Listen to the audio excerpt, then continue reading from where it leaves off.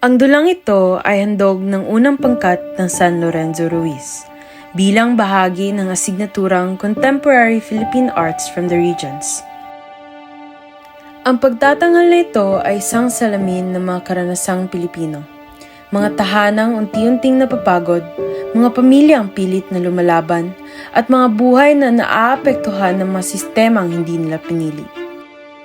Ito ay hindi isang paninisi, kundi isang paanyaya sa pag-unawa, pakikinig at paggunita sa mga kwentong madalas na nanatiling tahimik. Kapag may kapangyarihan ngunit walang pananagutan, sino ang nauubos?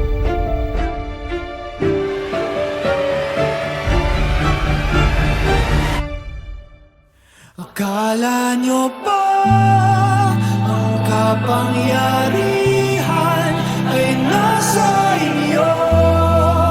Sino ba kayo? Di naman kami nagkulang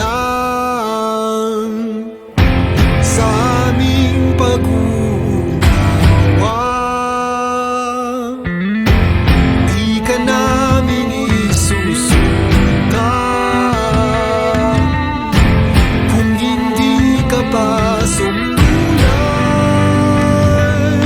Huwag niyong tapakan ang katarungan.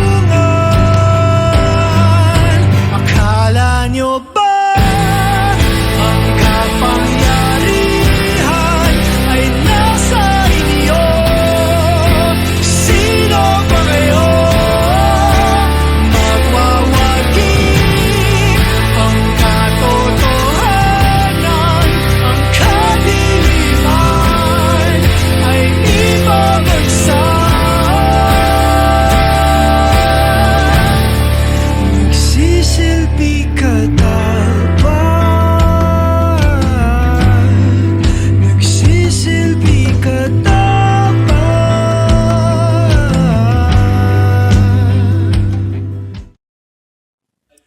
Sabi nila, tahanan ng pahinga. Pero dito, kahit natulog ka, pagod ka pa rin pagising. Nakikita nyo to? Hindi ito luho. Hindi ito pangarap. Bayad lang to para manatiling buhay.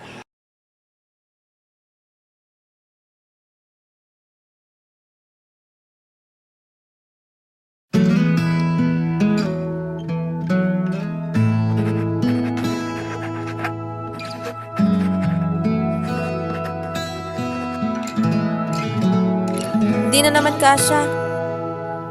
Gagawan ko ng paraan. Pa, huwag ka nang pumasok mamaya. Ay anak, hindi pwede mapagod ang walang ipon.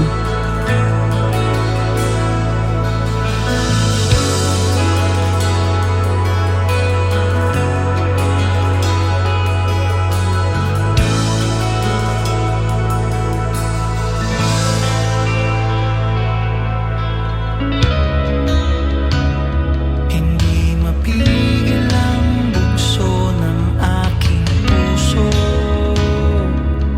sa tuwing ako'y papalapit sa'yo. Maaari bang hingin ng iyong kamay? Hawakan mo at huwag mong bitawan. Hindi ko hinihingi ang marangya. Gusto ko lang ang sapat para sa aking pamilya.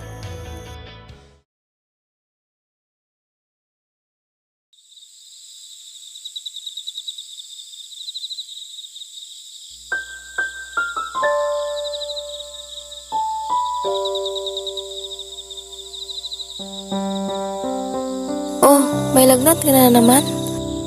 Kanina lang to sa trabaho. Huwag ka na lang kaya pumasok bukas. Walang health card, walang sick leave, walang choice. Hindi ka na tao sa trabahong yan. Mas mabuti na may trabaho kaysa wala.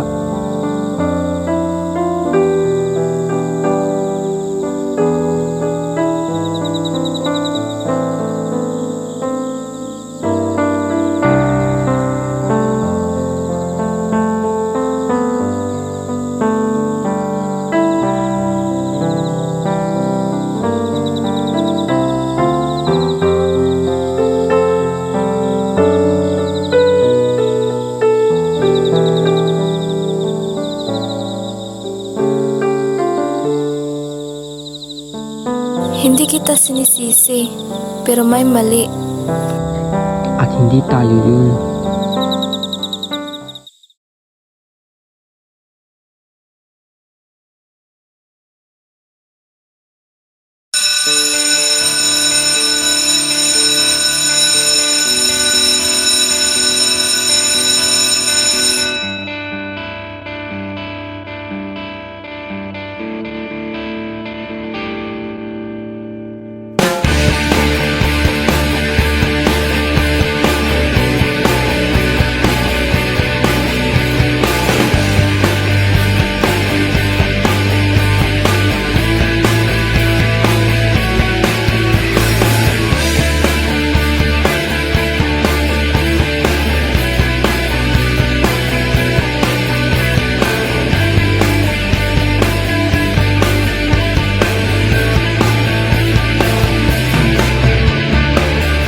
Tila ibon kong lumipad, sumabay sa hangin. Ako'y napatingin sa dalagang nababalot ng hiwaga. Mapapansin kaya sa dami ng iyong ginagawa, kung kaagaw ko ang lahat, may pag-asa bang makilala ka? Awit na nananawagan, baka sakaling na pakikinggan.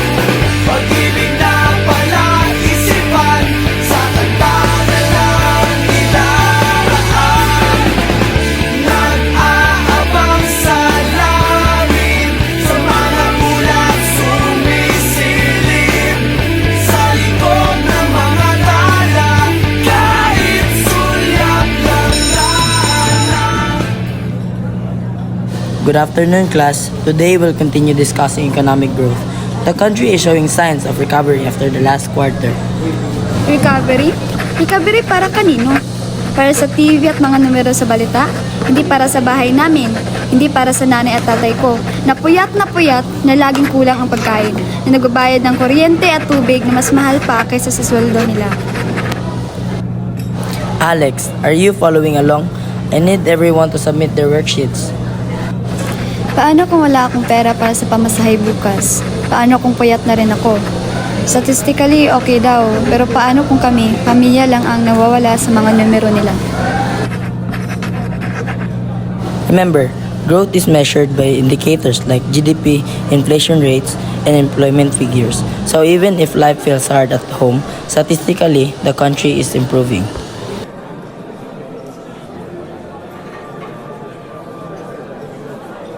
Pero paano ang mga taong hindi makasunod dahil walang choice? Hindi sila tamad. Hindi kami tamad. Kami lang ang pinipilit mabuhay sa mundong hindi kami pinili. Parang bawal sumigaw. Parang bawal umiyak. Parang bawal maramdaman na galit. Pero bawal din ang manahimik sa ganitong sakit.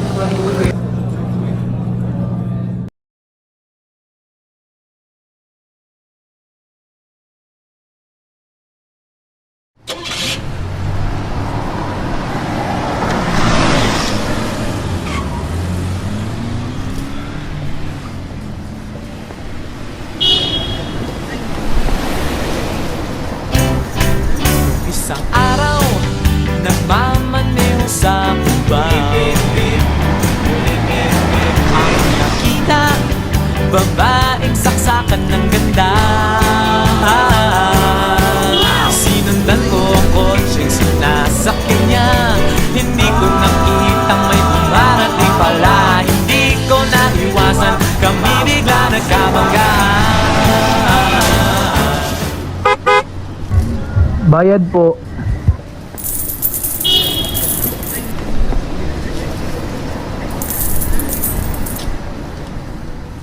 Kuya, kulang po ng piso. Ayos lang. Sanay na ako. Sorry po, mahal na po kasi yung pamasahe. Oo. Pero yung diesel mas mahal. At yung kita, naiwan. Alam mo, may anak ako. Isa, babae. Gustong magtapos. Kaso, tuwing bayaran ng tuition, parang ako ang bumabagsak sa exam. At nakakaya niyo pa po. Kaya pa, Kasi bawal sumuko kapag may umaasa. Sabi po sa balita, gumaganda na raw ang buhay. Kung totoo yun, bakit parang pangarap pa rin ang mag-aral? Hindi kami tamad, hindi kami pabigat. May mga anak kaming gustong bigyan ng bukas, kahit kami ang nauubos ngayon. Oh, baba ka na. Kung may makikinig, sabihin mo sa kanila, mahal ang edukasyon, pero mas mahal ang katahimikan ng gobyernong nanonood lang.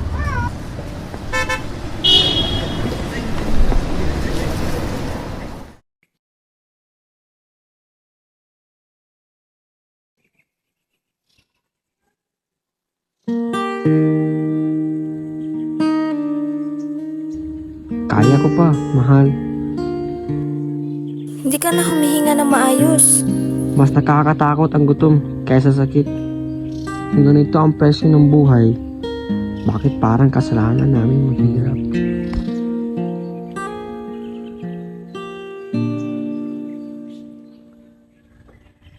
Noon, akala ko ang wagas na pag-ibig ay sa nobela lang matatagpuan at para bang kay hirap na paniwalaan.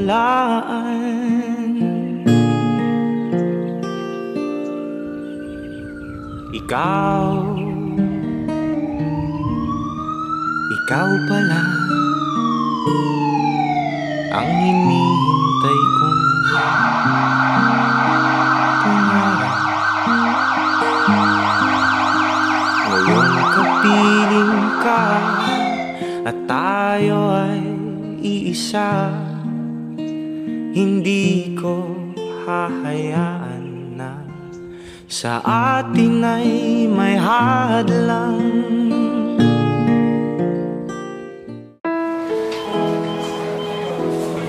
Ma'am, kailangan po ang emergency deposit bago maipasok. Deposit? Wala na po kaming ganun. Para na po siya ngayon. Huwag niyo po siyang pababayaan. Gusto rin po namin tumulong, ma'am, pero kailangan po namin sundin ang hospital policy. Hindi niyo ba nakikita? Humihinga pa siya. Nakikita niyo ba? Buhay pa siya. Ma'am, pasensya po, talagang hindi ko pwedeng i-overdrive ang policy. Pakiusap. Pakitunguhan niyo po siya kahit isang minuto. Ma, hindi dapat namamatay si Papa dahil lang wala tayong pangbayad.